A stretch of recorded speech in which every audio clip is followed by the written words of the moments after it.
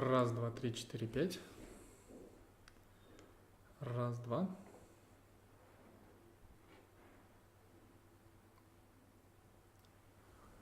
Звук. Звук есть.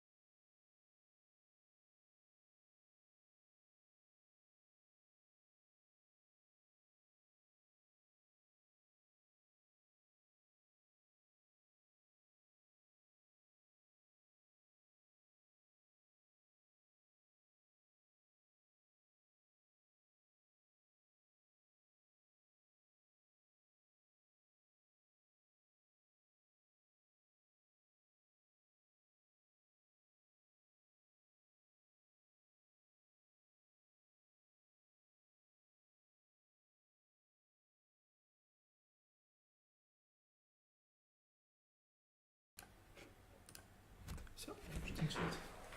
Здравствуйте, уважаемые коллеги! Сегодня у нас с вами тема, актуальная с 2005 года, когда первый раз наш Минобраз прислал по школам методические рекомендации, как писать рабочие программы. Прошло 14 лет, но эта тема до сих пор актуальна.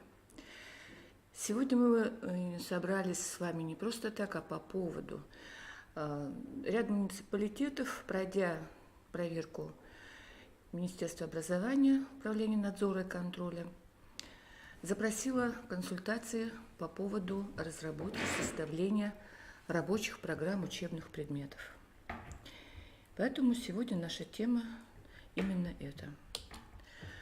Итак, давайте мы посмотрим с вами, какие основные замечания Управления образования, Управления надзора и контроля отмечаются в актах по школам. Значит, поскольку у меня задача такая широкая, нужно рассказать и о начальном основном образовании, об основном, и о среднем основном, о среднем общем образовании, то мне придется каждый раз актуализировать внимание то на одном моменте, то на другом. Итак, вот здесь я собрала замечания вместе для начальной школы и для основной, потому что, в принципе, они одни и те же. Посмотрите. Первое замечание касается планируемых результатов и содержания учебных предметов в новой предметной области, которая была введена приказами Минобрнауки от 31 декабря 2015 года. Это родной язык, литературное чтение на родном языке, это родная литература на уровне основной школы. Итак, не содержит планируемые результаты и содержание учебных предметов.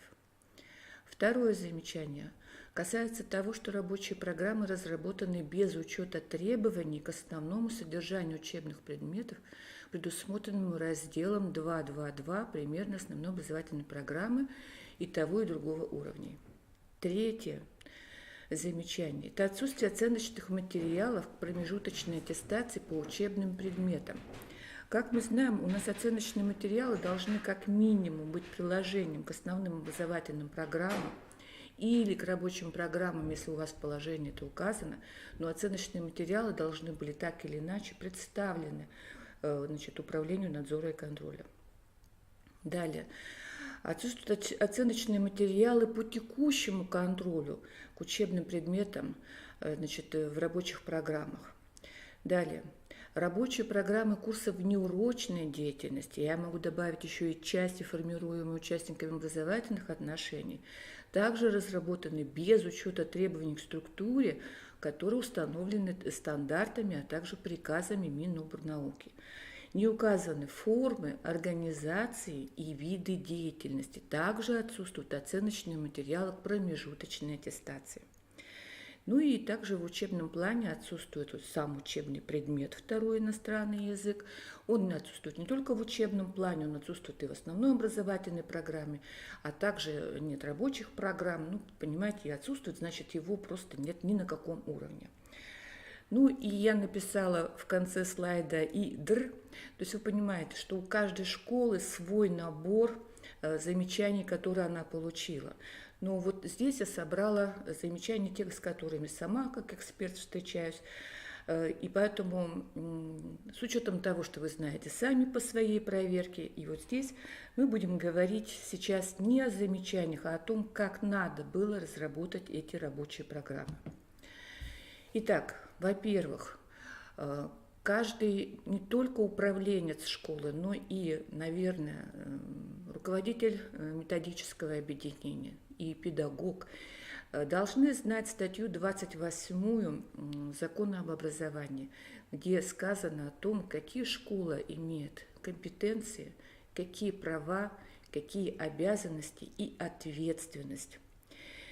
И вот я обращаю ваше внимание вот на эти два момента. Разработка и принятие локальных нормативных актов. И второе – разработка и утверждение образовательных программ образовательной организации. Эти вещи взаимосвязаны. То, что написано в образовательных программах, в основных образовательных программах, это отражается в локальных нормативных актах. И поэтому они должны дружить содержательно. Рабочие программы учебных предметов являются составной частью основных образовательных программ. И поэтому вы понимаете, что рабочие программы – это компетенция школы.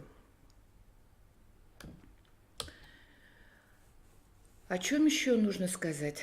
О том, что у нас существует такое понятие, как контрольно-оценочная политика школы. И вот взаимосвязь всех вещей я хотела показать вот на этом слайде. Ну, посмотрите. В основных образовательных программах у нас есть такая целая глава и на уровне начального образования, на уровне основного образования. Система оценки достижения планируемых результатов. В этой главе изложены основные моменты того, как школа будет оценивать достижения учащимися планируемых результатов. То есть это напрямую связано именно с контрольно-оценочной политикой школы. То, что там написано, должно быть согласовано с дальнейшими остальными документами. Ну вот, пожалуйста, локальные акты. Это положение о внутренней системе оценки качества образования. Чаще всего вот эта система оценки, написанная в основной образовательной программе, не дружит с положением о внутренней системе оценки качества. Далее. Очень важное положение – это о формах, периодичности и порядке проведения текущего контроля и промежуточной аттестации. Все, что написано в этом положении, также должно быть дружественным к содержанию системы оценки достижений планируемых результатов. Ну и другие положения, которые могут быть, а могут, может быть, и не быть, но если они упомянуты в системе оценки, то должны быть и положения. Положения о портфолио, об оценке проектов, еще какие-то вещи, накопительной части. То есть вы понимаете, что локальных актов много не бывает. Далее, собственно, система оценки качества образования, которая должна быть в каждой школе, потому что это прописано в законе об образовании. Внутри этой системы оценки должны быть планы внутришкольного контроля относительно выполнения всех программ в составе основной образовательной программы, в том числе и, конечно же, рабочих программ. В рабочих программах, собственно, с ними имеет дело наше методическое объединение и каждый учитель. Что у него должно быть? Ну, во-первых, сама, конечно, рабочая программа. Дальше должны быть оценочные материалы, то есть КИМы для административного мониторинга. Смотри в СОКа, потому что в СОКа не может быть без мониторинга. Дальше материалы для промежуточной аттестации, для тематических зачетов, для контрольных работ, для всей оценочной деятельности педагога, методического объединения школы должны быть определенные контрольно-измерительные материалы. В этих контрольно-измерительных материалах в соответствии с требованиями стандарта должны быть выделены два уровня достижений. Это базовый уровень и повышенный уровень. И во всех формах предъявления результата, то есть что бы дети вам не сделали, написали диктант, написали сочинение, написали тест, во всех этих формах должны присутствовать два уровня, то есть базовый уровень, повышенный и высокий. И вот когда смотришь основные образовательные программы, локальные акты, висящие на сайте школы официальном, открываешь рабочие программы, которые там висят, локальные акты, открываешь основную образовательную программу и видишь, что эти вещи автономны, они друг друга не поддерживают. Министерство образования выпустило сразу 3 приказа под Новый год, 31 декабря 2015 года. В этих приказах у нас содержится очень много информации, актуальной до сих пор. Но мы с вами сейчас обратим внимание на пункт 18.2.2 о структуре рабочих программ учебных предметов и курсов. Итак, у нас утверждена трехкомпонентная структура рабочих программ. Итак, планируемые результаты освоения учебного предмета курса, содержание учебного предмета курса и тематическое планирование с указанием количества часов, отводимых на освоение каждой темы. До этого у нас с вами была 7-компонентная структура. И сейчас, собственно, ваша переработка, она направлена на то, чтобы уменьшить объем этих рабочих программ, сделать их, скажем, более рабочими как раз, да, то есть не когда на многостраничный формат, в котором мало что найдешь, и призвана облегчить труд, собственно, педагога. Но эти три компонента структуры, они являются обязательными, но не значит, что рабочая программа должна ими ограничиваться. Повторяю, рабочую программу разрабатывают школы в соответствии со своими локальными актами, и поэтому там могут быть другие еще некие какие-то компоненты, о которых мы поговорим позже. Итак, во-первых, сначала, конечно, школа должна заботиться созданием положения о разработке рабочих программ учебных предметов в курсах в рамках федеральных государственных образовательных стандартов. Это нужно прежде всего для самой школы. Вы будете создавать структуру, содержание своих программ в соответствии с собственным положением. И когда какая бы проверка вас не посетила, вы всегда можете этим положением защитить себя, сказать, что вот, смотрите, у нас есть положение, и наши программы соответствуют нашему положению. И поэтому вторая строчка, что они как раз действительно должны соответствовать. Так вот, те рабочие программы, которые висят на официальных сайтах школ, чаще всего не переработаны. То есть они носят старую структуру, вот эту громоздкую структуру. И поэтому необходимо переработать, оставив вот эти три компонента, самых главных. И вот это, к сожалению, во многих школах не сделано. Вот одна рекомендуемая страничка в рабочей программе. Место ее нахождения в начале, в конце программы, это согласно вашему положению. Ну, то есть это даже не страничка, так, вот две таблички, в которых мы указываем место учебного предмета и курса в учебном плане, к какой образовательной области относится. Рядышком, посмотрите, я написала, правильно называйте предметные области, потому что в стандартах, например, область филология, уже по приказу 1576, 1577, 1578 у нас предметная область называется русский язык и литература. И вот когда видишь филологию, понимаешь, что разработчик давно не смотрел ни в приказы и не смотрит за изменениями, вносимыми в законодательство. Дальше, сколько часов отводит учебный план школы? Конечно, учебный план школы висит на официальном сайте, он должен быть там, да? Но тем не менее, каждый педагог должен знать, сколько часов в каждом классе по предмету отводится на изучение его предметов. Какие-то школы дают дополнительные часы. Часто дают для математики побольше, для русского языка, все-таки это основные у нас предметы. Так вот, эти часы не должны растворяться, содержание рассчитано, предположим, на столько-то часов, вам дали больше, а содержание вы оставили тоже. Поэтому мы рекомендуем вот те часы, которые даны дополнительно, их отдать на конкретные виды учебной деятельности. Вот у меня написан дополнительный модуль, который должен иметь какое-то название. То есть вот эти 35-36 часов, да, пусть они уйдут на то, на что вы знаете, на что они уйдут. Если это уроки развития речи, значит все, вот эти будут часы в течение года только на уроки развития речи. И тогда они не потеряются бесследно, когда и были часы, а результативность этих часов трудно, так сказать, прогнозировать и как-то анализировать. Далее, вы знаете, что у нас постоянно, не постоянно, а во всяком случае довольно часто теперь обновляют федеральный перечень учебников. Вы также знаете, что школа вольна выбирать из этого перечня учебников те, которые нравятся или имеются в школьной библиотеке. И вот здесь важно не так, как это обычно в рабочих программах школ перечислены, в общем-то, все имеющиеся учебники, а только те, которые точно есть в библиотеке на каждого учащегося. Они должны быть достаточно новыми, согласно Санпин. И, конечно же,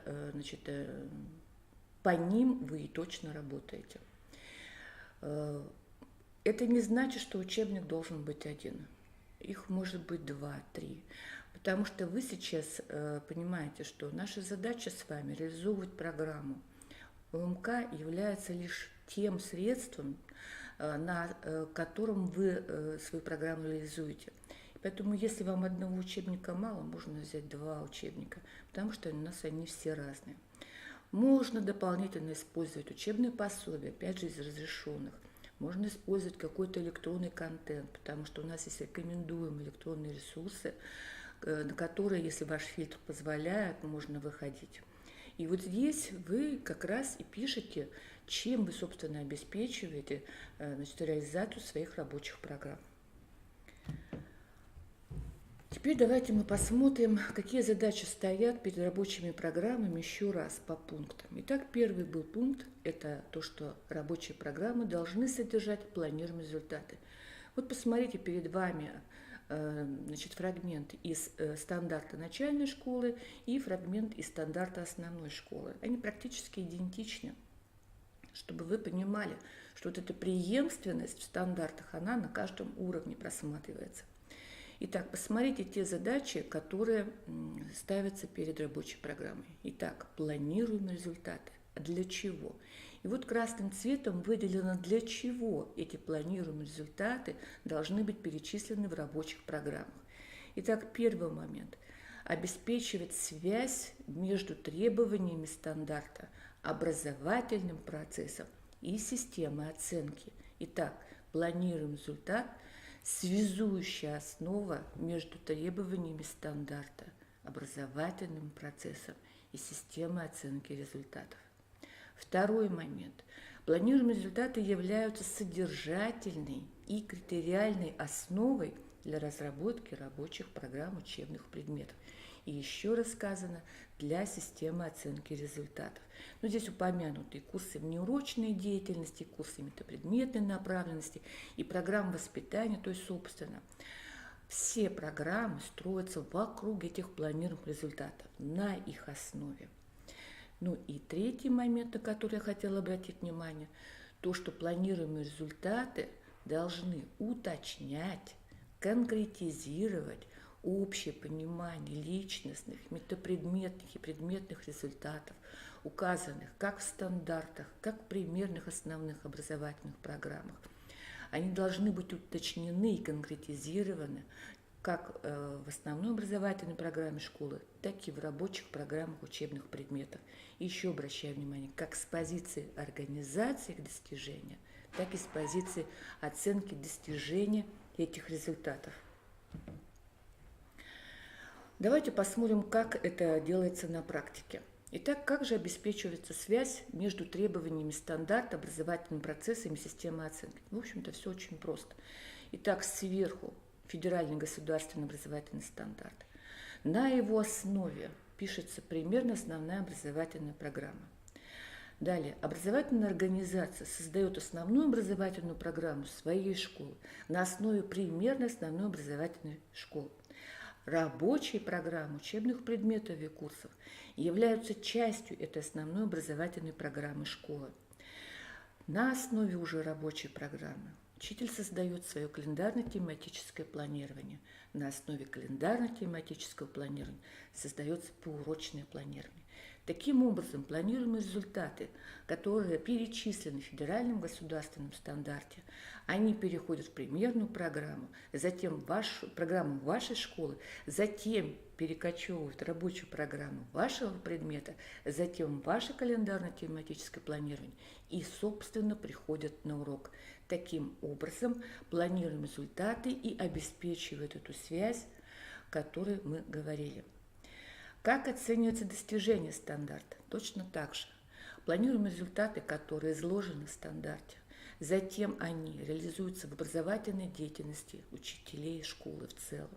А затем они становятся предметом оценки достижения той системы, которую ваша школа создала. Второй момент. Планируемые результаты являются содержательной и критериальной основой для разработки рабочих программ, программ воспитания, системы оценки. Здесь вот так вот просто я нарисовала. Вот планируемый результат. Значит, на их основе формируется содержание. То есть не сначала содержание, а потом планируемые результаты. Нет, сначала планируем результат, а затем то содержание, на котором возможно достижение этих планируемых результатов. Далее, критериальная основа. Если ты знаешь, какие планируемые результаты написаны в твоей рабочей программе, ты их ставишь у себя, значит, в свой план работы, то, конечно же, они должны стать основой для создания критериев оценки этих планируемых результатов. И все это может быть написано, вернее не может быть, а просто должно быть отражено, как в системе оценки достижения планируемых результатов основной образовательной программы, в программе воспитания школы и в рабочих программах, потому что все эти, значит, составные части основной образовательной программы школы. И здесь нет ничего отдельного, все совмещается, все работает на одно и то же. Ну, в принципе, об этом я только что сказала, что планируемые результаты являются, значит, на них строится содержание, и критерии строятся тоже на основе планируемых результатов. Обратите внимание, значит, когда планируемые результаты достигаются учащимися, это означает, что данная программа эффективна. Программа имеется в виду как рабочая, так и основная образовательная программа. Ну и, соответственно, делаются выводы об оценке деятельности педагогов и школы в целом. Далее, теперь снова вернемся к уточнению и конкретизации. Очень часто учителя, как скажем так, испытывают затруднения. Откуда взять эти планируемые результаты? Хотя мы только что сказали, что они прописаны для начала в стандартах, затем они прописаны в примерной основной образовательной программе, а затем они, значит, оказались в вашей основной образовательной программе. Но тем не менее есть кое-какие детали. Итак, давайте обратим на федеральные стандарты начального образования. Там перечислены требования. Заметьте, что в августах, простите, так их назову, да, в августах самих планируемых результатов нет. Там перечислены только требования к тем результатам, которые затем в примерной основной образовательной программе конкретизированы. И вот здесь хочу обратить внимание на именно одну группу планируемых результатов, это личностные. То есть в стандарте перечислены все три группы. Личностные, метапредметные и предметные. Когда же вы открываете примерную основную образовательную программу начального общеобразования, то вы видите, что там нет личностных результатов, а там есть личностные универсальные учебные действия. Вот на этот момент. Обратим внимание, чуть позже вернусь к нему. Дальше. На уровне основного общего образования перечислены все три группы планируемых результатов, но вот уже здесь появляется разночтение. То есть в стандартах, уточненных приказом 1577 2015 года, внесены изменения. Прежде всего, новые требования к планируемым результатам по отдельным предметам, по математике, по русскому языку. Введена новая предметная область, родной язык и родная литература. Даны планируемые результаты к адаптированным образовательным программам. То есть там вот такой широкий спектр обновления, который не отражен, значит, в примерной программе. То есть он есть в приказе, он есть в стандарте, но нет в примерной программе, потому что она утверждена была летом, а приказ, как видите, он пришел позже, 31 декабря. И вот поэтому здесь возникают закономерные вопросы учителей. А какие именно планируемые результаты мы должны отразить в своих рабочих программах? Ну, во-первых, давайте я дальше пойду. Вот давайте мы для примера возьмем себе начальную школу. Вот в примерной основная образовательная программа, там, как вы помните, личностные универсальные учебные действия, а вот планируемые результаты стандарта начальной школы. Я покрасила здесь, чтобы вы увидели вот этот параллелизм. То есть личностные универсальные учебные действия и личностные планируемые результаты, указанные в федеральном стандарте, в том приказе, да, они все между собой дружат. То есть основы гражданской идентичности, своей этнической принадлежности, да, видите, значит, чувство сопричастности, гордости за свою родину, они также перечислены в личностных планируемых результатах стандарта. И, собственно, получается, что практически все здесь про одно и то же. И поэтому, если вы возьмете личностные универсальные учебные действия примерно основной программы, вы и возьмете их в свою рабочую программу, вы не сделаете ничего дурного. То есть у вас здесь, может быть, добавилось только бережное отношение к материальным духовным ценностям, хотя, думаю, духовные ценности еще можно покрасить. Здесь вот у нас есть, значит, нравственное содержание, смысл, этические чувства, духовные ценности будут взаимосвязаны. Значит, то есть практически вот что одно, что другое. Поэтому никакого преступления здесь нет. Вы можете личностные планируемые результаты стандарта взять, только, может быть, немножко переформулировать здесь вот формирование основы, а вы можете сказать, что будет сформирована такая-то основа российской гражданской идентичности. А можете просто взять вот эти личностные универсальные учебные действия. Итак, значит, эти вещи взаимосвязаны. Я сейчас только вот посмотрела, уже есть ссылка на сайт, где началось еще очередное обсуждение федеральных стандартов начального основного общего образования. Я так думаю, вот то, что я вам сейчас показываю, вот буквально там через какое-то время, когда закончится это общественное обсуждение, снова будут внесены какие-то изменения во все планируемые результаты и, возможно, еще что-нибудь. Может быть, там будут сделаны очень полезные вещи. Я, во всяком случае, надеюсь на это. И все-таки, что значит уточнить и конкретизировать? Еще раз повторяю, в стандартах изложены только требования к планируемым результатам, но не сами планируемые результаты. Дальше, конкретизированы эти планируемые результаты в примерной основной программе на 2 уровнях. Выпускник научится ВН, и выпускник получит возможность научиться. Но, повторяю, без учета изменений во ВГОС, и поэтому, конечно, какие-то разночтения вы там усмотрите.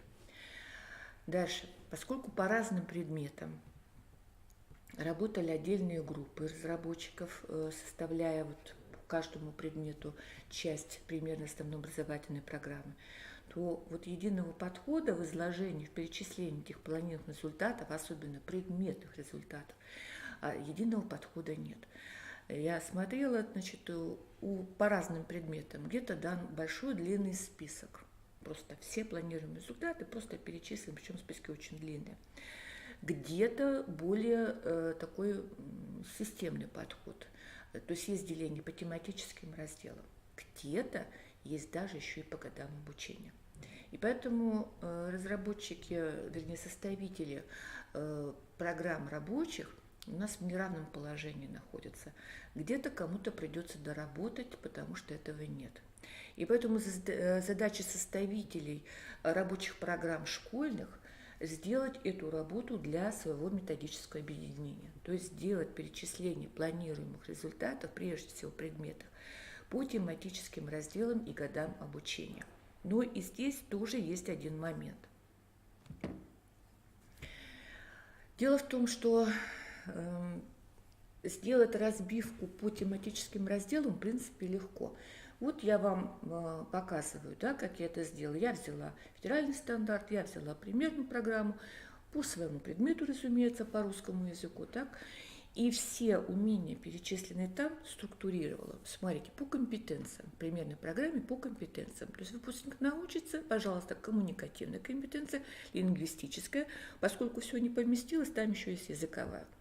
Далее, по видам речевой деятельности. Чтение, слушание, письмо, говорение. То есть вот эта работа, она не проделана в примерной программе. Но я, как учитель, не могу работать с большим таким списком, если у меня нет структуры. И поэтому кто, кроме меня, это сделает? Ежели вы возьмете, значит, текст и те предметы и результаты, которые даны в федеральном стандарте, Они, разумеется, будут отличаться, потому что список другой, там появилось множество очень мелких планируемых результатов на уровне распознавания. Но, как вы понимаете, любой предметник, который работает много лет, он понимает, что как бы ни даны были списки, все они про одно и то же. И поэтому я могу составить структуру и по этому списку. Единственный момент, очень важный, кстати, то, что в стандартах нет вот этого уровня, подразделения на уровне выпускник научится и получит возможность научиться. А в примерной программе есть. И поэтому я так думаю, что вы можете спокойно использовать примерно основную образовательную программу, значит,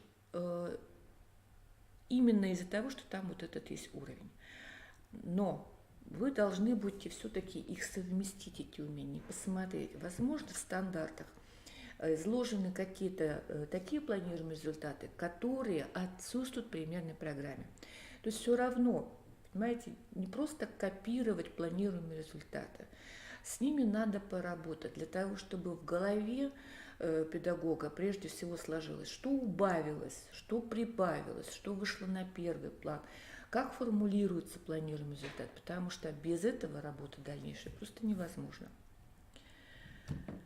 Так, вот еще, простите, забыла, вот посмотрите наверх, что если, например, в разбивке по темам любой опытный предметник не испытывает затруднений, как разделить планируемые результаты, то вот по годам, конечно, он сделать это не сможет.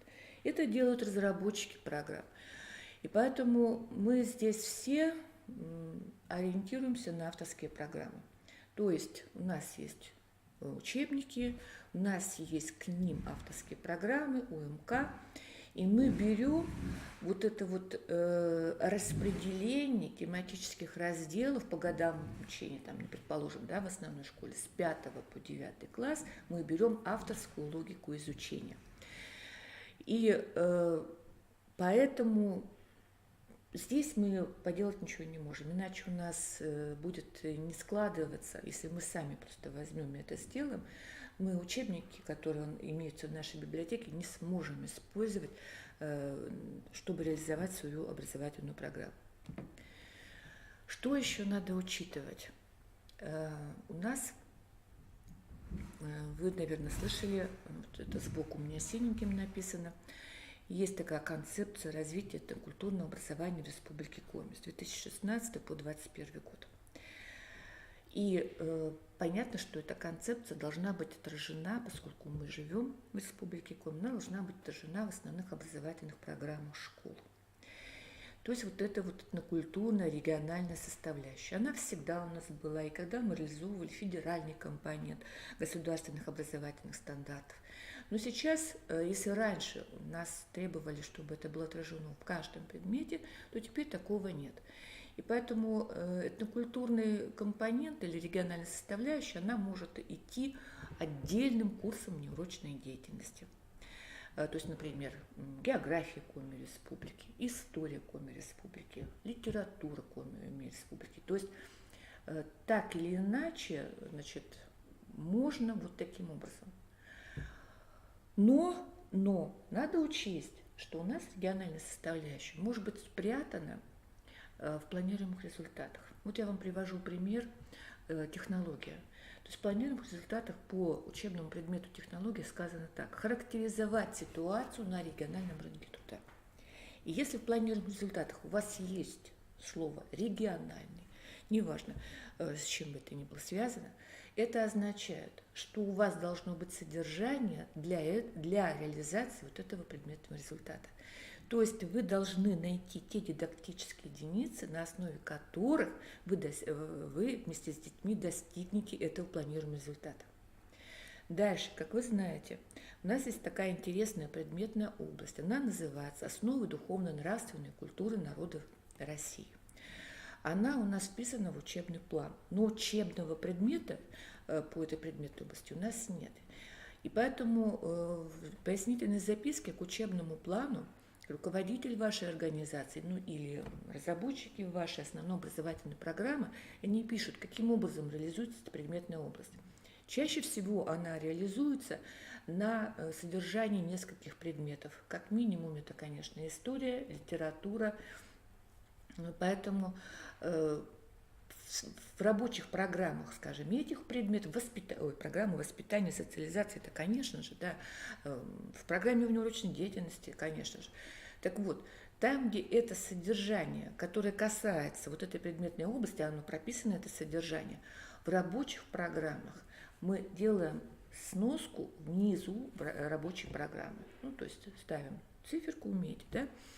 И чтобы было видно, что эта предметная область не потеряна, ее содержание не утрачено, оно просматривается вот здесь, вот здесь, вот здесь.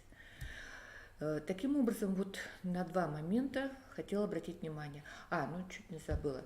Все время забываю учителей у нас физической культуры, которые не все почему-то знают, что у них примерно программа существует обновленная от 2016 года. Вот, пожалуйста, сверху я написала, чтобы не забыть. То есть вы создаете свои рабочие программы на основе вот этой примерной программы. Так, следующий момент, это второй компонент структуры, называется содержание учебного предмета курса. Значит, у нас сказано, что наши основные образовательные программы и начального общего, основного общего разрабатываются на основе примерных программ, что и они именно определяют общее содержание. И вот когда вы разрабатываете рабочую программу, есть, конечно, искушение взять авторскую программу. Почему нет, собственно, если мы на учебниках этой программы работаем. Ну вот какой у нас здесь есть сложный момент. Содержание этих авторских программ не всегда дружит с примерно основной образовательной программой. Как это заметно? Когда проверяешь основную образовательную программу школы, многие составители этих программ, они содержание примерных программ включают в основную образовательную программу школы. Затем берешь рабочую программу любого предмета и видишь, что содержание, которое написано в программе школы и в рабочей программе, они друг друга не дружат. Какие-то разделы упущены, какие-то расширены, какие-то углублены, так сказать. И поэтому вот этот момент, чтобы избежать вот этого, здесь можно только одно сделать. Это сопоставить те дидактические единицы, которые перечислены в примерной программе, с дидактическими единицами авторской программы. И когда вы это сделаете, а я помню, что мы это делали раньше и по федеральному компоненту, тогда учителя уже хорошо очень заметили, что авторские программы чаще всего намного шире примерных программ. Авторы имеют на это право. В конечном итоге они творцы своих программ.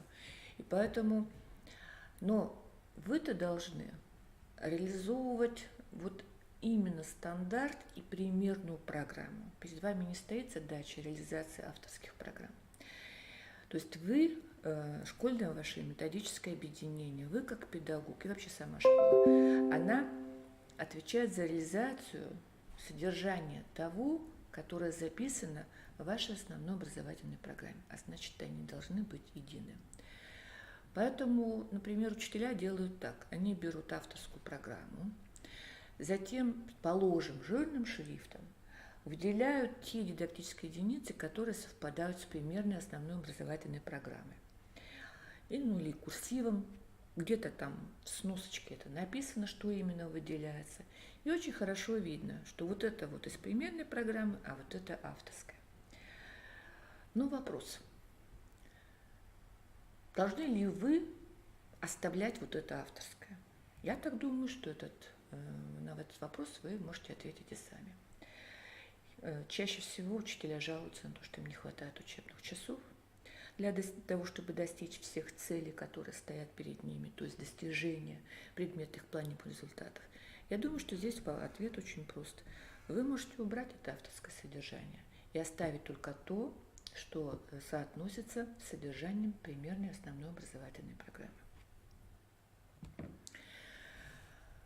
Следующий пункт – это тематическое планирование. Это третий компонент структуры, обязательный компонент структуры рабочей программы.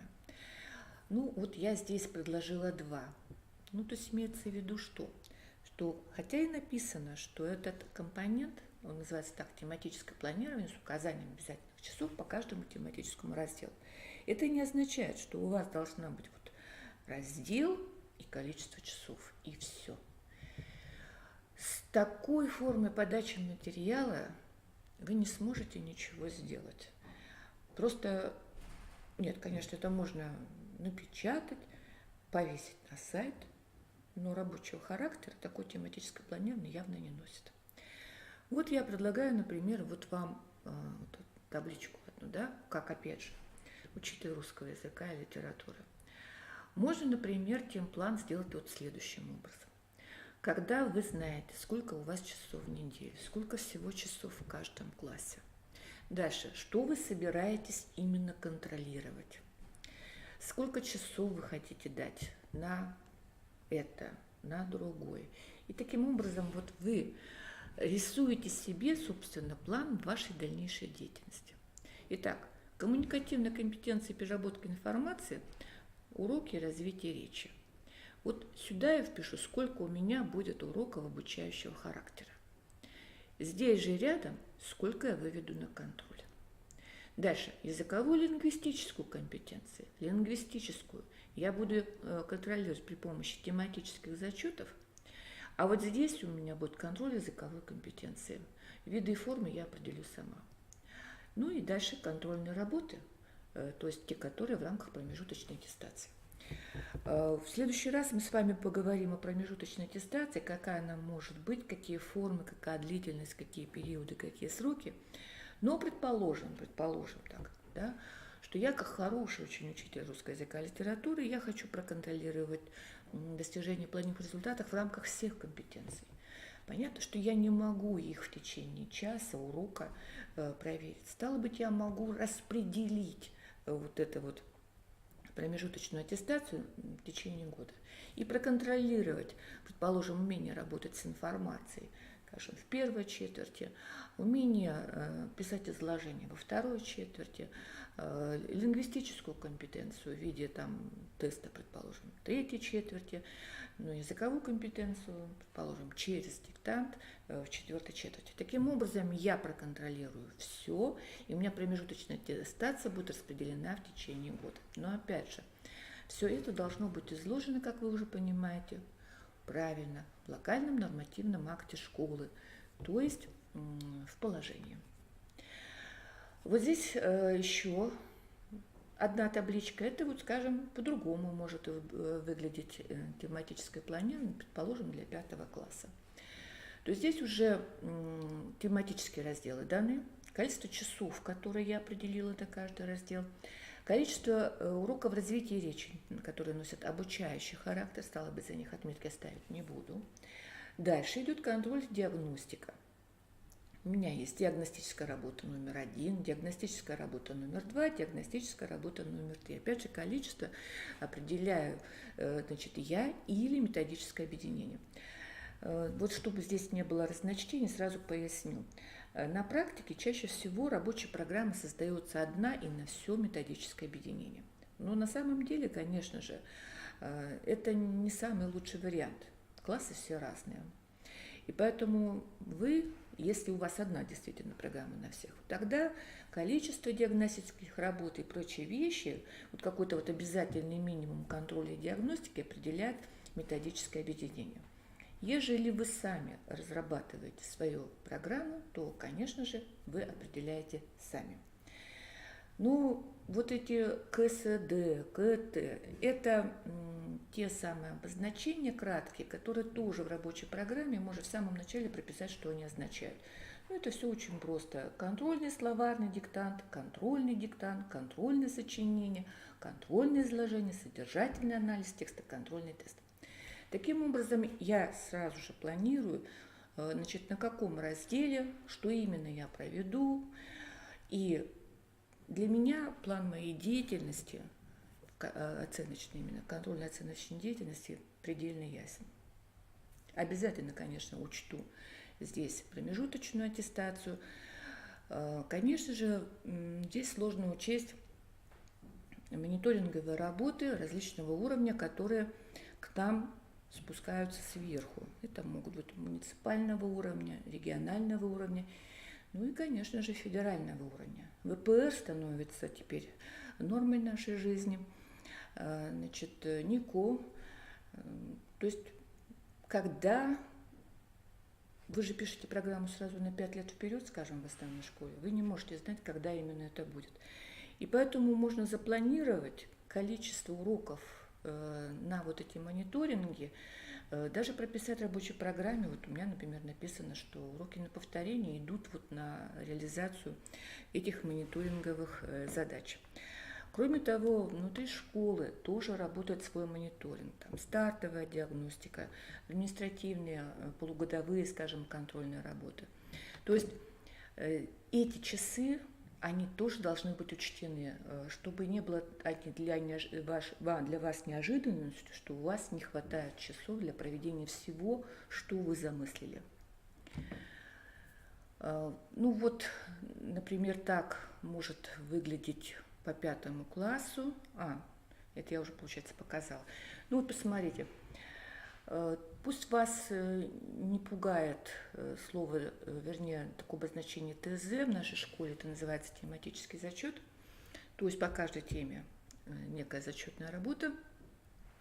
Также обратите внимание, что вот мы пишем, сколько у нас классных изложений текстов разных типов речи, классных сочинений разных типов речи. То есть вы договорились на вот в этой параллели столько-то классных изложений, сочинений, так, чтобы не было, скажем, превалирования одного вида, одной формы какой-то над другими. Количество контрольных работ, оно должно быть тоже, в общем-то, регулируемо, как минимум 1/4 работа, ну и опять же повторяю, школьные мониторинговые работы и, конечно же, промежуточная аттестация. Далее. Что важно? Я хочу сейчас то есть, в общем-то, по тематическому планированию я вам объяснила, что вот эта табличка, она даже может быть иметь более сложный характер. Ну, предположим, напротив каждого раздела, ну или отдельно к табличкой, могут быть написаны те планируемые результаты, которые достигают учащиеся при изучении данного раздела. Конечно, это уже табличка станет более громоздкой. Можно это сделать отдельно. Но в любом случае повторяю, что вид таблички определяет ваше положение разработки рабочей учебной программы. Вот вы нарисуете таблички, все учителя должны будут сделать именно такие таблички. Ну, разумеется, вы сначала договоритесь, согласуете формы эти. Итак, дальше. Хочу остановиться на одном моменте, о котором я всегда говорю при очных наших с вами встречах, о том, что я рекомендую все-таки вставить в каждую рабочую программу еще одну целую главу под названием «Мониторинг, контроль и диагностика образовательных результатов». Ну, здесь вы видите знакомые вам терминологию о том, какие бывают оценивания, диагностическое, формирующее, суммативное. Дело даже не в собственной терминологии, хотя она тоже важна, чтобы все одинаково понимали, о чем мы говорим. И вот еще хотела бы обратить внимание о 3 уровнях результатов. Ведь мы в основном всегда говорим о планируемом результате, но мы всегда понимаем, что то, что запланировано в стандартах и в примерно основной образовательной программе, часто иногда это не то, чего мы достигаем, вернее, не то, чего достигает сам учащийся. И поэтому 3 уровня, посмотрите. Тот, что заложен в стандарте. Дальше. Тот, что вы реализуете. У вас у всех разная квалификация, разный опыт работы. И вот этот планируемый результат вы даже можете понимать немного иначе, видеть его иначе. И даже не думать, что его можно как-то иначе вообще интерпретировать. И 3 уровень – это, собственно, реальный достигнутый уровень ваших детей. И поэтому всегда нужно помнить об этих 3 разных видах результатов. Почему я об этом сказала? О том, что на уровне школы, не на уровне методического объединения, нужно провести педагогический совет, возможно, сначала семинар, потом педагогический совет, для утверждения терминологии, особенно касающейся контрольно-оценочной деятельности, которую вы будете использовать при написании своих рабочих программ, своих контрольно-измерительных материалов, своих спецификаций. И желательно, чтобы вы все разговаривали одним языком. То есть нужно согласовать ту терминологию, которую вы использовали в системе оценки достижения планированных результатов, в локальном нормативном акте и в своих рабочих программах. Часто учителя эти вещи путают. Например, они говорят, ну вот здесь контрольная работа, а здесь у меня диктант. Есть целевое назначение работы, целевое назначение. Вот скажем, диагностика – это целевое направление. То есть вы проводите эту работу не для того, чтобы проконтролировать, не для того, чтобы поставить отметку, а для того, чтобы найти проблемные зоны. И вот это целевое направление. А диктант – это форма, то есть вы избираете форму, диктант, например, для того, чтобы увидеть, как освоены нормы, скажем, пунктуации и орфографии за определенный период учебный. Таким образом, здесь у вас этот диктант может быть контрольным, а он может также быть диагностической работой. И поэтому вот эти вещи все надо обговорить, назвать своими именами. И вот табличка, которую я рекомендую, здесь она такая вот, посмотрите, она поделена, вот оно, это формирующее оценивание, текущее и административное. То есть уровень учителя, уровень методического объединения и уровень администрации. То есть вы, предположим, договариваетесь, что по каждому предмету в начале года должна быть проведена стартовая диагностика. Она является точкой отсчета для оценки динамики образовательных достижений по предмету. Что это стандартизированная письменная работа, то есть у всех, скажем, 4 классов параллели по русскому языку, это работа одинаковая. Вы ее проводите, вы, конечно, ее оцениваете, то есть имеется в виду, что вы говорите детям, с чем они справились, с чем они не справились. Но вы в классном журнале результаты не фиксируете, потому что она носит диагностический характер. Дальше, административная контрольная работа. Она нацелена на контроль планируемых результатов, предположим, за полугодие. Проводится, предположим, в декабре. Это тоже стандартизированная письменная работа. Она может быть близнецом по отношению к стартовой работе, то есть имеется в виду, что проверяются те же самые умения, навыки, но только уже на материале, на содержании этого года обучения. И здесь, безусловно, это контрольные отметки выставляются в журнале. Дальше вы можете проводить тематические зачеты. То есть каждый тематический крупный раздел делится на подразделы, на какие-то темы локальные. И вы сами решаете, что вот по данной, значит, предположим, теме, 1-, 2-, 3-часовой, обязательно нужно провести такую контрольную, не называть ее контрольной работой, тематическим зачетом. То есть вы проверяете исключительно освоение данной темы. И вот мы назвали ее тематическим зачетом. То есть она проводится по итогам изучения темы. Количество их, оно у вас уже в рабочей программе, вот в тематическом планировании уже должно заранее быть запланировано. Форму определяет педагог. То есть кто-то этот зачет проведет, значит, в виде теста, предположим, закрытой формы. Кто-то, если класс посильнее, в виде теста открытой формы. В любом случае, как бы вы ни провели, вы должны будете за этот тематический зачет поставить отметку в журнале, соответственно, тем критериям, которые обозначены, опять же, повторяю, и в системе оценки, и в локальном акте, и в рабочей программе. Далее, все работы практического лабораторного характера, они тоже могут быть обучающего характера, когда дети только обучаются чему-то, а могут носить контрольный характер. И опять же, вы определяете сами, что из них является обучающими, сколько их и сколько контрольного характера. Ну, контрольная работа – это четвертная работа или полугодовая, предположим, работа, если у вас мало часов. И она, конечно, проверяет уже освоение комплекса учебных умений за данный учебный период. Ну, а формирующее оценивание, если у вас в положении написано, что у вас принято в школе формирующее оценивание, то значит и в локальном акте, и в основной образовательной программе сказано о том, что именно, значит, входит в эту область формирующего оценивания, за что вы отметки не ставите. Ну, предположим, за что можно не ставить. Можно не ставить за ответы на уроки, можно не ставить за домашние задания. Можно, в общем, вы определяете сами. Дальше. Формирующее обучение, оценивание также входит самоанализ, самооценка, взаимопроверка, устная критериальная оценка.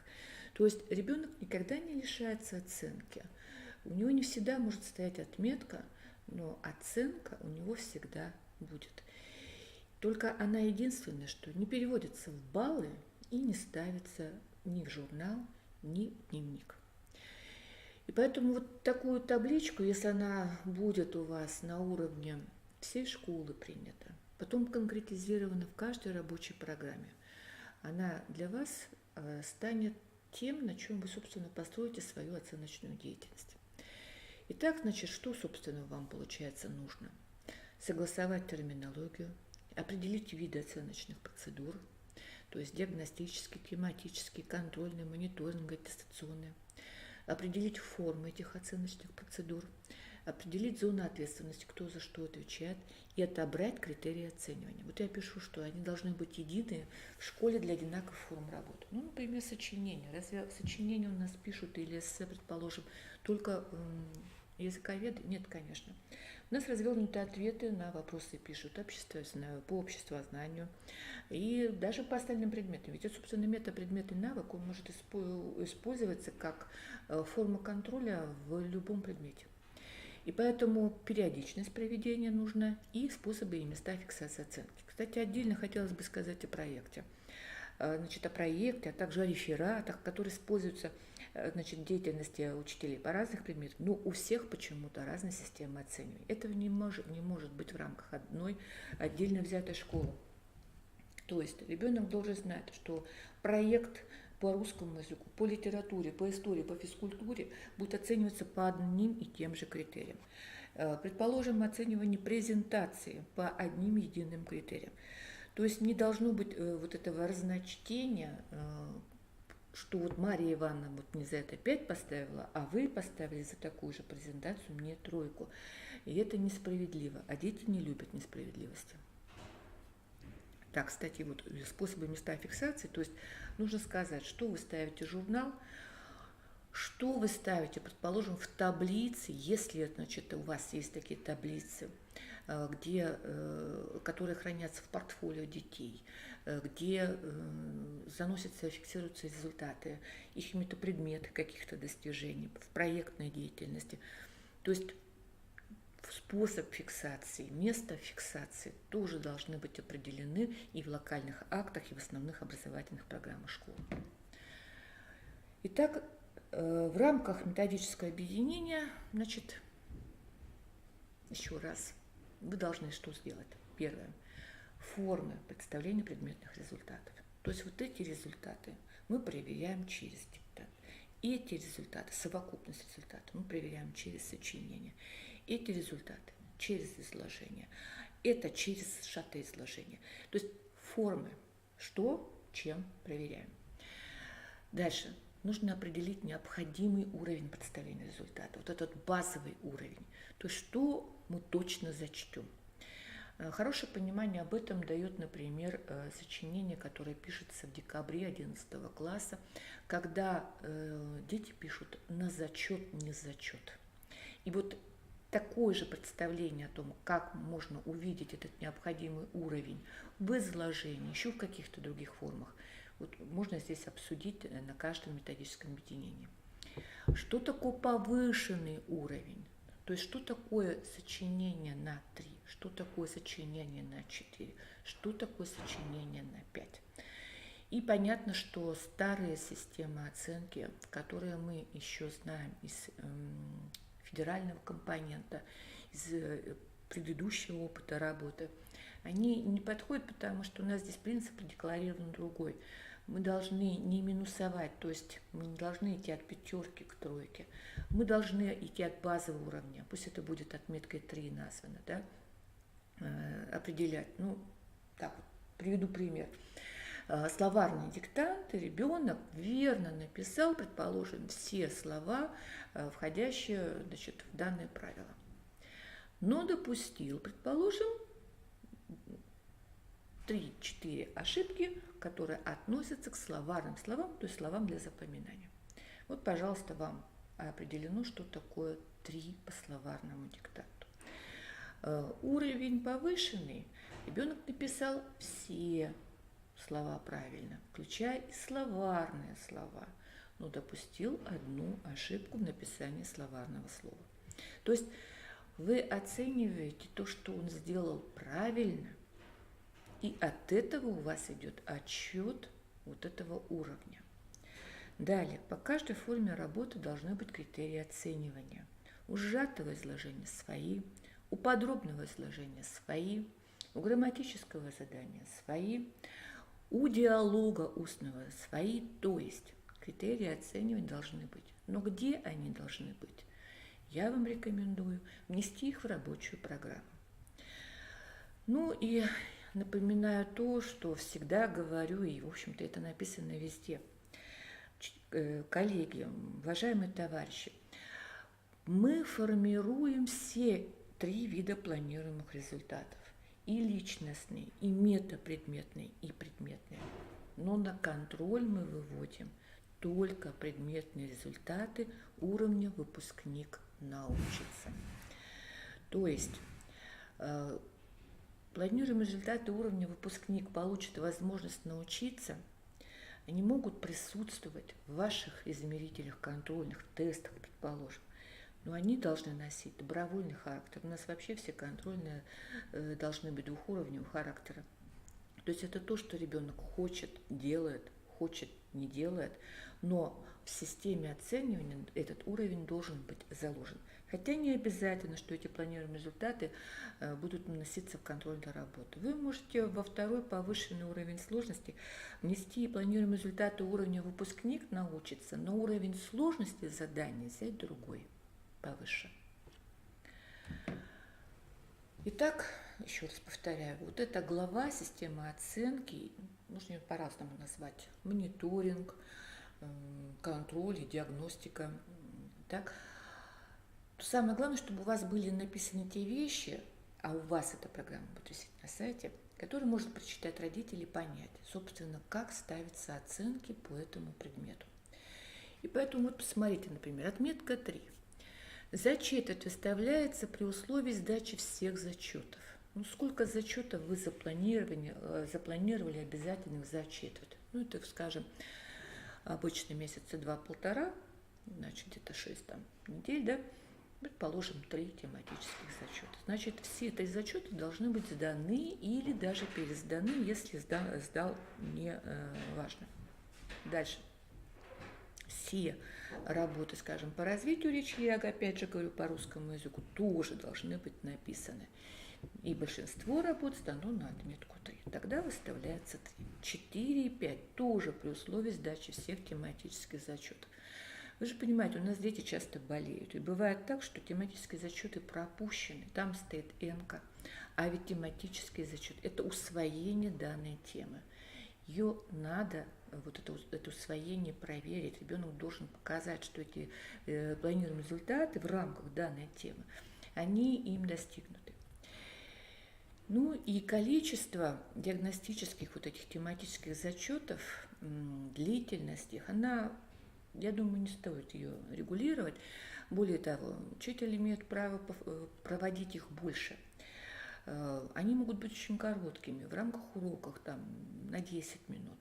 Главное, чтобы то количество, которое написано в рабочей программе, вот оно минимально вот необходимое. А вот сверху может быть еще. Вот здесь свобода у преподавателя должна быть. Так, ну это я уже говорила, определиться с терминологией. Ну и, конечно же, определиться с тем, что куда входит. Вот эти формы контроля, что, собственно, относится к формирующему оцениванию, к текущему оцениванию и к итоговому оцениванию. Конечно, наибольшие проблемы в разговоре с педагогами бывают относительно самостоятельной работы, домашнего задания, ответа на уроки, проверочной работы. Объясню почему. Дело в том, что когда открываешь рабочие программы или календарно-тематическое планирование, мы видим самостоятельная работа, проверочная работа, контрольная работа, самостоятельная работа, проверочная работа. Чем они отличаются? Вот что означает самостоятельная работа? Разве на проверочной работе ребенок не самостоятельно выполняет эту работу? Далее. Чем отличается проверочная работа от контрольной работы? Ведь вы тоже проверяете и тоже оцениваете. И поэтому вот так получается, что у нас есть какие-то виды работ, но совершенно непонятно, чем они от друг друга отличаются. Почему я говорю, надо определиться с терминологией. И поэтому каждая школа может договориться. Ну, например, мы так договорились, что самостоятельные работы могут быть, но все они носят исключительно тренировочный характер. Проводится чаще всего перед тематическим зачетом, где он получает работу, которая будет на тематическом зачете.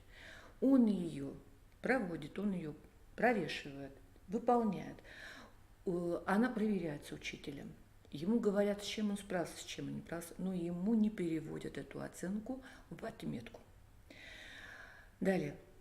Значит, тогда статус проверочной работы вообще повисает в воздухе. Мы как термин убрали это из КТП и убрали из рабочей программы. Домашние задания. Все вы знаете сложности с домашними заданиями, особенно если у МК и есть ГДЗ, так называемые, где дети просто списывают готовые домашние задания. Конечно, вы можете пойти на такую вещь. Вы можете давать текст из домашнего задания, предположим, если это русский язык, но задания давать другие, которых нет в упражнении. Ну, например, как быть с математикой, я не знаю. Получается, если, предположим, вычислительные навыки вы хотите проверить, тогда вам просто нужно другие примеры все дать. А тогда смысл вообще давать это упражнение, если вы собираетесь все примеры дать другие. Поэтому вот домашнее задание, в принципе, вот зачем оно? Я решительно за то, чтобы они были. Но я считаю, что если же мы говорим о том, что мы должны в детях воспитывать, прививать, они должны осваивать эти регулятивные навыки, дети должны понять, что домашние задания, они являются вот той базой, основой знания его. То, что он проработает, сделает дома, это все ему только на пользу. Если он будет выполнять постоянно домашние задания, никакой тематический зачет, никакая контрольная работа ему будут не страшны. То есть он должен понимать, зачем нужно домашнее задание. Чаще всего у детей очень простая логика. Выполнил домашний, получил отметку. Неважно, списал, не списал, ему нужна за это отметка. Где же тогда наши регулятивные навыки? Где тогда самосознание? Где понимание того, для чего он учится, как он учится? То есть я не знаю просто, вот где место вот этим регулятивным навыкам. Так, ну стартовая работа, это понятно, это в начале года. Мониторинговая работа, предположим, если это школьная, она может носить диагностический характер, но я думаю, что вряд ли. Дело в том, что она носит мониторинговый характер, то есть она дает знания по качеству, предположим, да, выполнения этих работ, она является мониторинговой для администрации школы. Но для ребенка и для учителя это полугодовая контрольная работа. Контрольная, а значит, должна быть отметка. Так, что еще? Ну вот, предположим, я не настаиваю, да, все тематические зачеты, все диагностические работы, административные контрольные работы, промежуточная аттестация, они могут быть представлены в рабочей программе в виде такой таблицы на каждый год. Предположим, в качестве приложения, да? Это очень удобно, потому что вы, во-первых, понимаете сразу же, да, что вот все предметные результаты здесь перечисленные, они взяты откуда? Правильно, из примерно основной образовательной программы, из вашей рабочей программы, из основной образовательной программы школы, а значит, вы ничего не упустили. Вы все, что должны были проконтролировать за этот год обучения, вы сделали. Вы выбрали различные формы, хотя здесь вот я бы сказала, многовато тестов, да? Но тем не менее, весь контроль у вас написан. Вот именно это отсюда вы вставляете в КТП. И тогда отметки за эти работы будут говорить о том, как достигнуты планируемые результаты, написанные в рабочей программе, что вот они все абсолютно, ничего не потерялось, все проконтролировано. Вот почему этот разговор оказался важным, потому что часто учителя забывают посмотреть, например, федеральный компонент. Ну, ушли из него и ушли, да?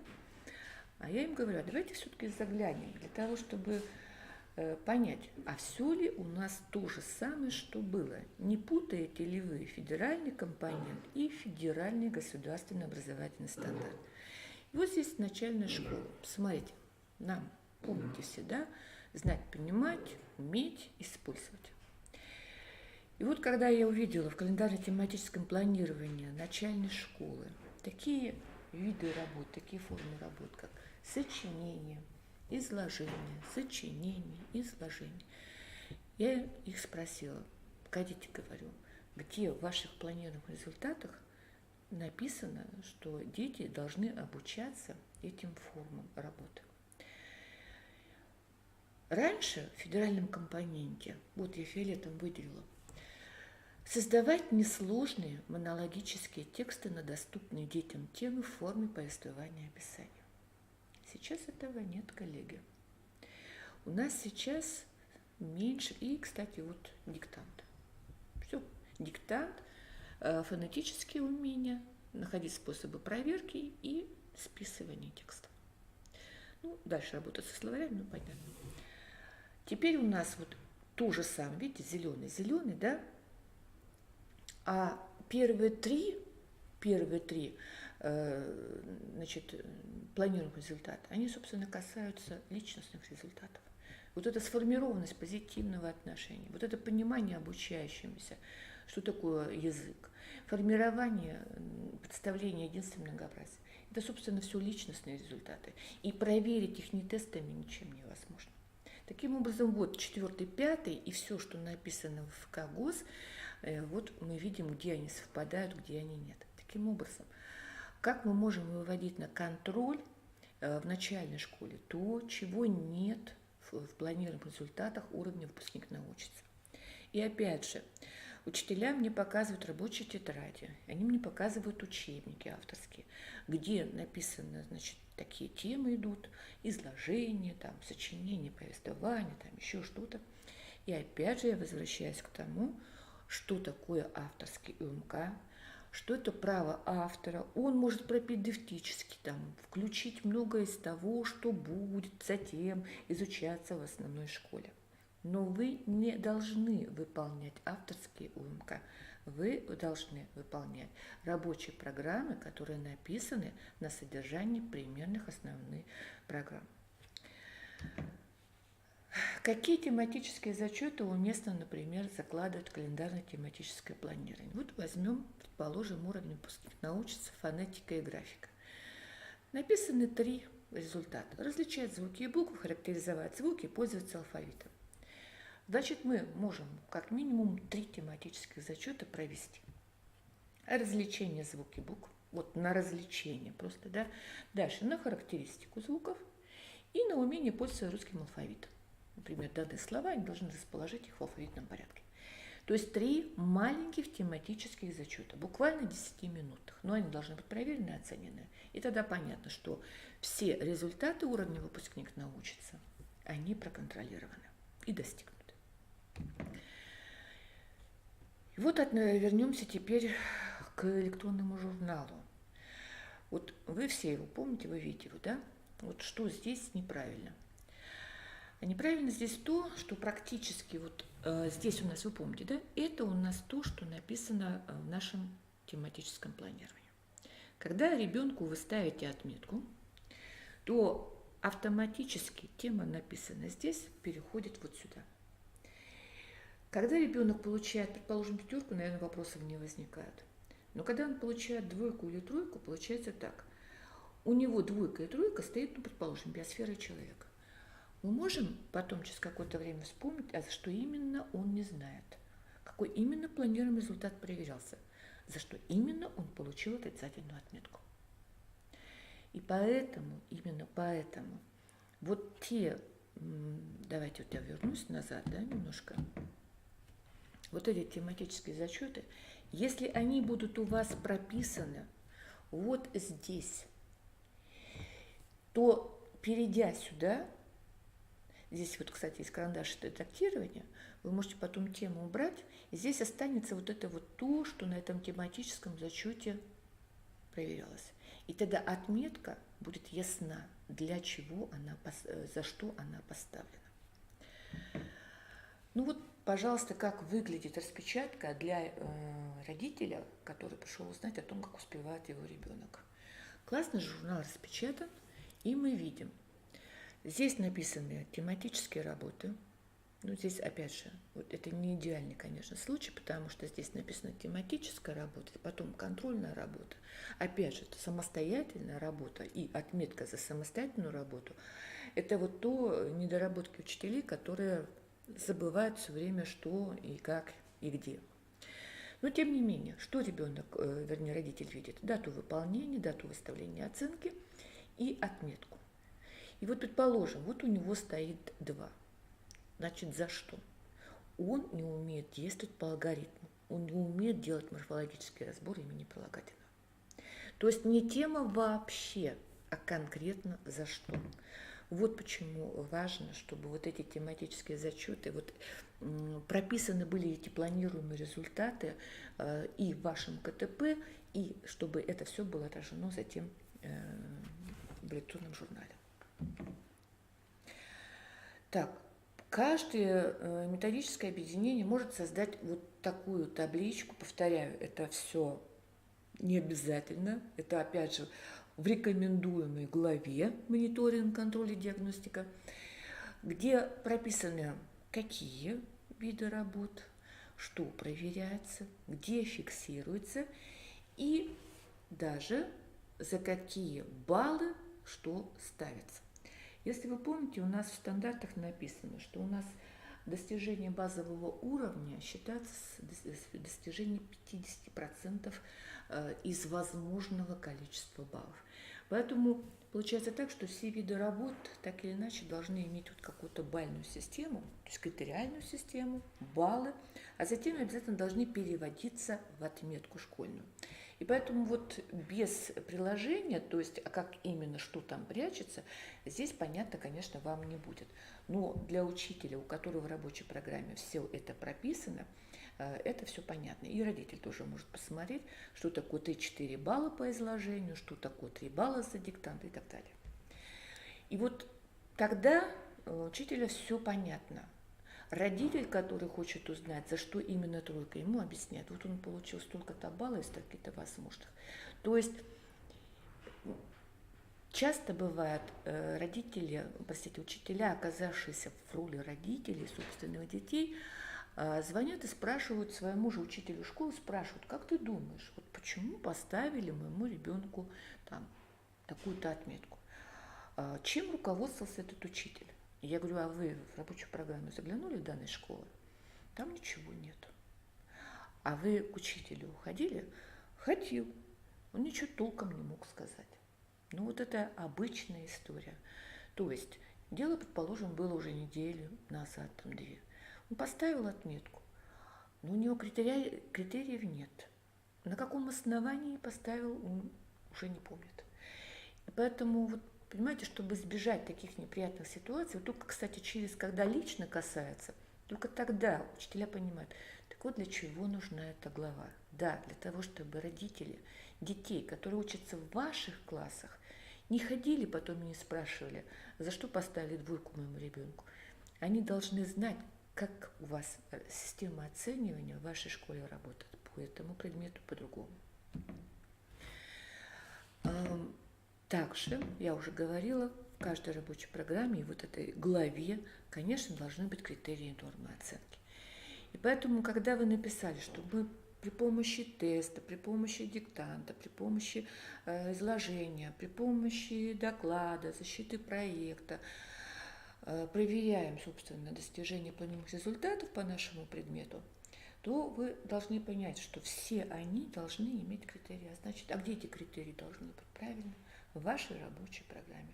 То есть в вашей школе у доклада, у пересказа, у грамматического задания будет своя система. В соседней школе у них другая контрольно-оценочная политика.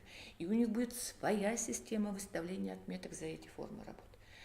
И в этом смысле нам дана свобода. Каждая школа, помните статью 28, она сама определяет свою контрольно-оценочную политику. Ну что еще сказать? Вот такая вещь, как отчет для администрации в рамках внутренней системы оценки качества. Вообще, конечно, вы уже давно поняли, наверное, все, что отметки теперь мало информативны.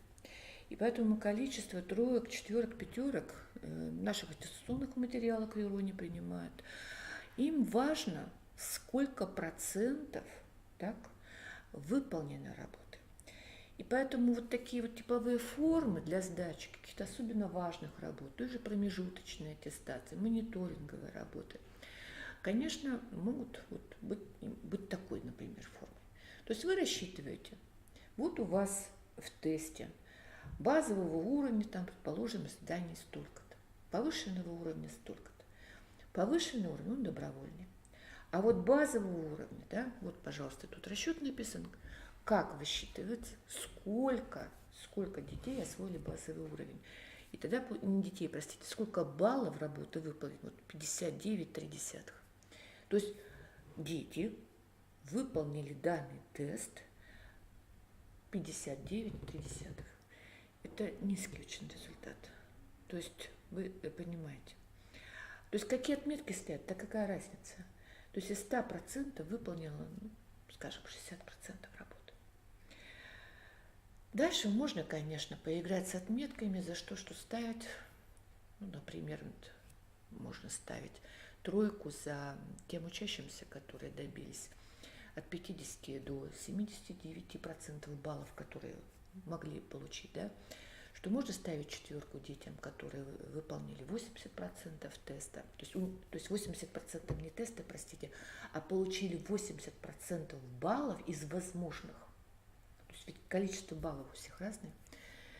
На повышенный уровень, предположим, дети пошли на выполнение вот этой добровольной части, да, но в базовой части, возможно, что-то не доработали. Поэтому вы пишете, что если 60% базовой части сделал, и одно задание повышенного уровня сложности сделал, за это можно поставить 4. Но повторяю, вы в рамках вашей школы определяете, за что вы ставите 3, 4, 5, и это работает не только на русском языке, а на физике, на химии, то есть по всем предметам одинаковая система выставления.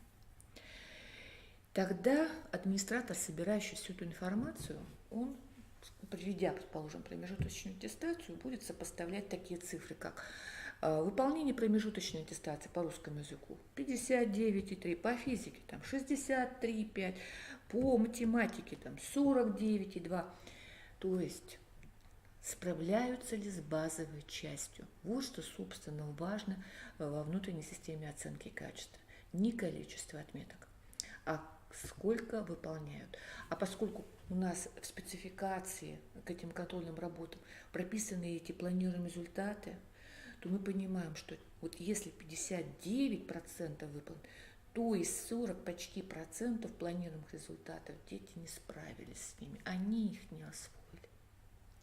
И задача тогда, понятно, и для педагога, для администрации школы, надо повышать, правильно, повышать вот этот процент баллов, то есть количество усвоенных, планируемых результатов, то есть вот этих достигнутых результатов, должно расти по школе. Тогда и будет понятно, что есть движение, есть динамика школы. Дальше. У нас еще наша старшая школа находится пока в прошлом, то есть она реализует федеральный компонент. Конечно, у нас есть часть школ, которые идут впереди, и они уже находятся в ситуации реализации федеральных государственных стандартов. Но большинство школ реализуют федеральный компонент. Какие здесь проблемы? Основное замечание следующее. У нас очень много менялась нормативная база. И, видимо, администраторы школ, составители рабочих программ, просто не все вещи эти усмотрели. Вот сверху перечислены нормативные документы, которые вы должны просто просмотреть каждый из них. Все изменения, внесенные в федеральный компонент. В каждом из этих изменений затронуты какие-либо предметы. Внести в этот предмет содержание или в планируемый результат то-то. Здесь по физическому воспитанию, здесь по обществознанию, здесь по русскому. То есть вот эти все вещи, получается, не отражены в рабочих программах старшей школы. Почитайте, да, какие тексты пишет Управление надзора и контроля, что в части требований к уровню подготовки выпускников, да, не внесены изменения. Дальше. Программу история, программу литература, физическая культура, основы безопасности жизни детей и так далее, и так далее, и так далее. И опять же внизу, посмотрите, я выделила красным, отсутствуют оценочные материалы по учебным предметам. Так, чуть-чуть конкретизирую, чтобы покрупнее вам было видно. Вот этот приказ о стандартах в федеральном компоненте, вот изменения. И вот каждый этот приказ вы отсматриваете и вставляете эти изменения, во-первых, в основную образовательную программу школы, во-вторых, в рабочие программы. И вот тут опять, чтобы не забыть наших дорогих учителей физической культуры, обязательно внести подготовку к выполнению видов испытаний, тестов и нормативов, предусмотренных Всероссийским физкультурно-спортивным комплексом «Готов к труду и обороне». То есть ГТО. Дальше. Кто-то забывает общеучебные умения и навыки. То есть к ЗУНам забывать добавить вот эти общеучебные. Давно было, все уже позабыли. Итак, вот это самое главное. Это несоответствие содержанию, то есть эти изменения не внесены в рабочие программы и в содержание основных образовательных программ. Что делаем? Во-первых, смотрим письма Министерства образования, науки и молодежной политики о типичных нарушениях. Они почти ежегодно вывешивают на их сайт, правда, он, конечно, очень загруженный, но тем не менее, если вы даже сформулируете вот так типичные нарушения министерства, да, такое-то, у вас выйдет в Яндекс.Поиске эти письма. Дальше, что еще забывают сделать учителя? Рабочую программу вы напечатали в Word. Первую страницу с титульным листом обязательно нужно поставить печати, подпись директора школы, подпись руководителя методического объединения.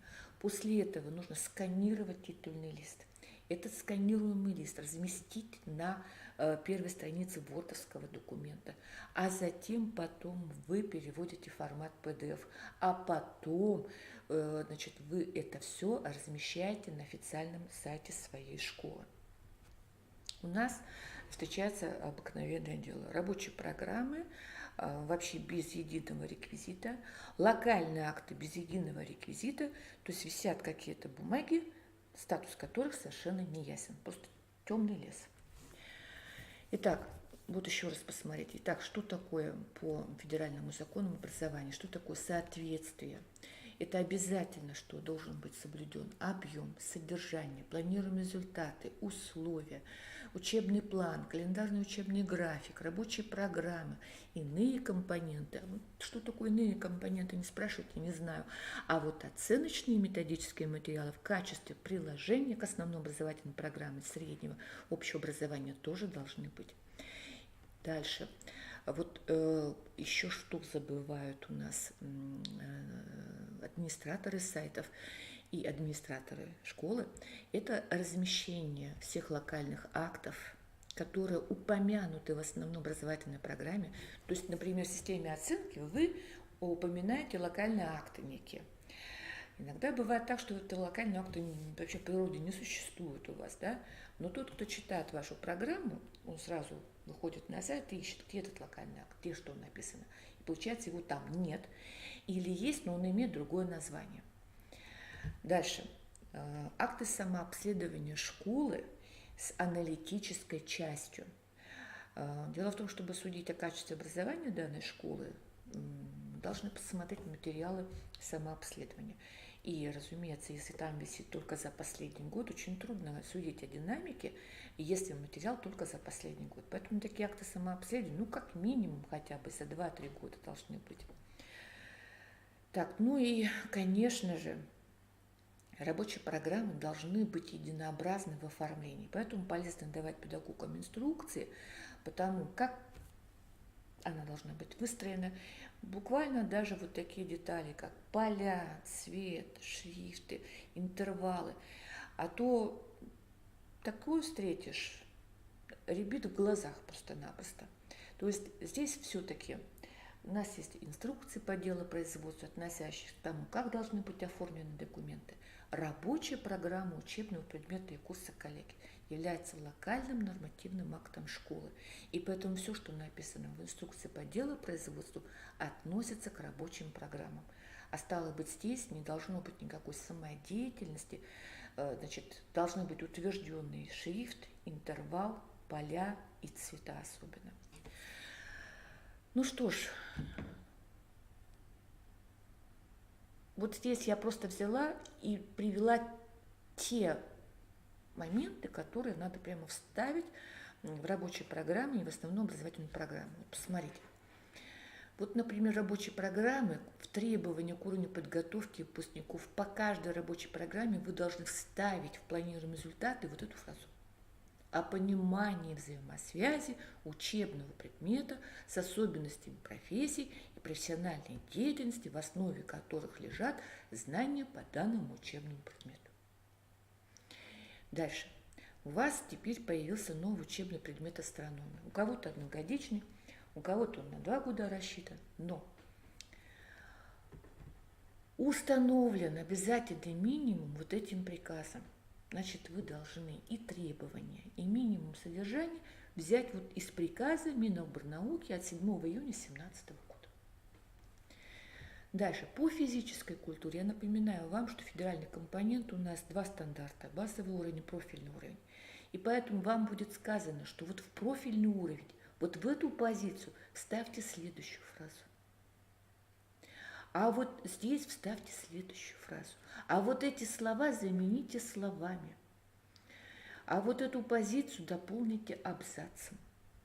И так далее, и так далее. Вот, кстати, по литературе. Дополнить список литературных произведений Солженицына, литературным произведением, романом «Архипелаг ГУЛАГ». Отдельный приказ по этому содержанию. И вот именно вот эти моменты отслеживает эксперт управления надзора и контроля, вставлено или нет. Если не вставлено, вы нарушаете законы. Так, я надеюсь, что я была полезна для вас. Так, собственно, у меня все. Сейчас я попробую заглянуть на чат. Если у меня здесь хоть что-нибудь. Так, вопросов я не вижу. Поздоровались 3 человека. Так, подождать несколько минут. Будут вопросы? Честно говоря, не вижу вопросов. Так, собственно, у меня все. Сейчас я попробую заглянуть на чат. Если у меня здесь хоть что-нибудь. 3 человека посмотрят. Так, вопросов я не вижу. Так, поздоровались 3 человека. Так, подождать несколько минут. Будут вопросы? Так, закончить трансляцию хорошо бы найти, честно говоря.